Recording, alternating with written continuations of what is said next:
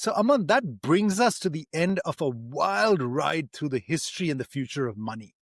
To wrap up, what we've seen today is that the banking industry is in the midst of its most accelerated transformation yet, moving from the old modes of access and proprietary complexity to the new standard of ubiquitous convenience. Now, the early neobank battle was messy, a real sort of quote unquote mid strategy for many, but it ultimately forged a class of global champions. So we talked about Nubank, we talked about Revolut, who cracked the code of scaling profitably. Their secret weapon, the Neo Bank Flywheel, which we talked about, win with the frictionless wedge, monetize with a ladder of high margin products, and then sustain that growth and flywheel, all with this tech driven efficiency.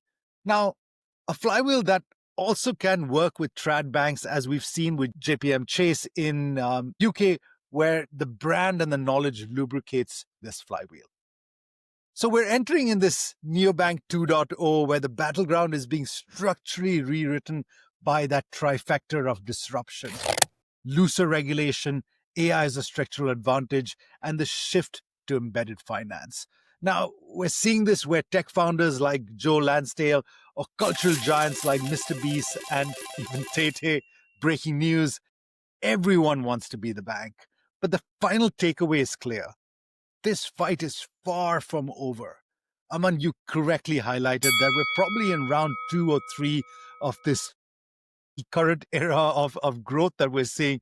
And survival for both trad banks and neobanks will depend on one thing: adopting the agile, efficient, and technically dense playbook of the new kings.